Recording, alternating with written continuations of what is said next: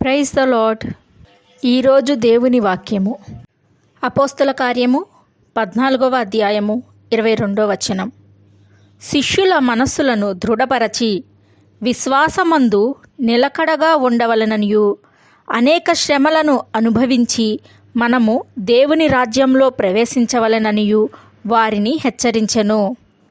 క్రీస్తు కూడా మత్తయి సువార్త 11వ అధ్యాయంలో ఈ మాట అంటున్నాడు.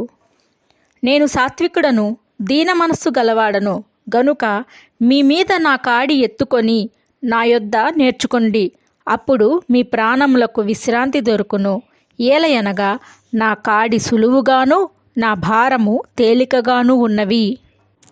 కాడి అంటే బాధ్యత, భారము అంటే నశించు ఆత్మల పట్ల భారం. పౌలు గారు కూడా విశ్వాసమందు నిలకడగా ఉండవలెను అంటున్నారు. అంటే విశ్వాసమునకు పరీక్ష. ఆ పరీక్షలో నెగ్గి నీ చుట్టూ ఉన్న వారిని గూర్చి దేవుడు నీకు అప్పగించిన పని చేయటం. అలాగు జరుగుతూ ఉన్నప్పుడు నీ కుటుంబంలోనే వ్యతిరేకత రావచ్చు, నీ బంధువుల్లోనే వ్యతిరేకత రావచ్చు, నీ స్నేహితులలో వ్యతిరేకత రావచ్చు, నీవు పని చేస్తున్న దగ్గర వ్యతిరేకత రావచ్చు. దానిని బట్టి అనేకమైన అవమానములు, నిందలు, అవహేళనలు కలుగవచ్చు. కానీ క్రీస్తు రాజ్యము కొరకు వీటిని సహించిన వారు ధన్యులు.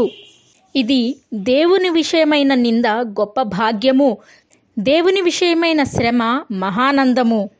మన భారములను మనము మోసుకొనవలసిన అవసరం లేదు. దానిని క్రీస్తు సిలువలోనే కొట్టివేశాడు. నీవు అనుభవిస్తున్న ఆర్థికపరమైన ఇబ్బందులు కానీ, అనారోగ్యము కానీ, నీ సొంత ప్రవర్తనలో, నీ ఆలోచనలను బట్టి నీవారే నిందించటము కానీ, ఇవి ఏవి కూడా నీవు దేవుని కొరకు అనుభవిస్తున్న శ్రమలు కాదు.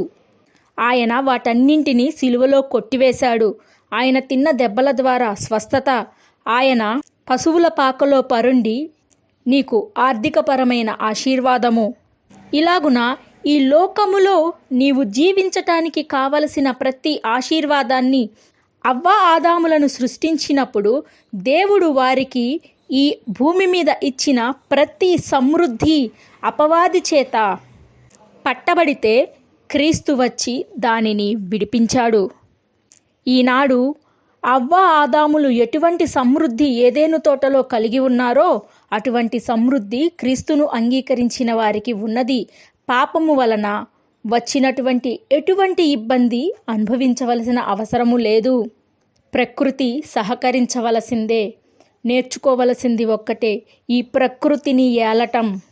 అయితే క్రీస్తు కొరకు, క్రీస్తును అంగీకరించినందుకు నీకు వచ్చే వ్యతిరేకత, నీ కుటుంబంలో వచ్చే వ్యతిరేకత, నిందలు, అవమానాలు సహించినట్లయితే నీతి రాజ్యములో అంతకు రెండంతల ప్రతిఫలము పొందుకుంటావు. భూ సంబంధమైనవి, ప్రకృతి సంబంధమైనవి, పరిస్థితులు సంబంధమైనవి అనుభవించవలసిన అవసరం లేదు. ఆ విషయాల్లో నీవు ఏలికవు. అయితే తోటి మానవుణ్ణి ఏలటానికి లేదు. క్రీస్తును అంగీకరించటం వల్ల వచ్చిన వ్యతిరేకతను సహించిన ఎడల ఆ ఆశీర్వాదాన్ని పరలోకంలో పొందుకుంటావు. మరి పౌలు గారికి ఒక ముళ్ళు ఉంచబడింది కదా సాతాను యొక్క దూతగా. అంటే అది కొంతమంది విషయంలో మాత్రమే. స్వస్థత ఆయనను అంగీకరించిన ప్రతి ఒక్కరిది. అయితే పౌలు గారు ప్రార్థన చేసినప్పుడు దేవుడన్నాడు, నీ బలహీనతలో నా బలము అధికమగుచున్నది. ఆ బలహీనత ఏమిటి అనేది బైబిల్లో స్పష్టముగా రాయబడలేదు. కాబట్టి ఇది అని మనము చెప్పకూడదు, చేర్చకూడదు. అయితే కొందరి విషయంలో, కొన్ని విషయాలలో దేవుడు ప్రత్యేకించుకున్నప్పుడు అటువంటి వారికి దేవుడు బయల్పరుస్తాడు. కాబట్టి దేవుని విషయమై శ్రమపడుట అందరికీ ఎలాగూ ఉన్నదో ఆశీర్వాదాన్ని, ఆరోగ్యాన్ని, సమృద్ధిని పొందుకోవటానికి కూడా బైబిలు స్పష్టము. అందరికీ కొన్ని దేవుడు కొందరికి అనుమతిస్తాడు.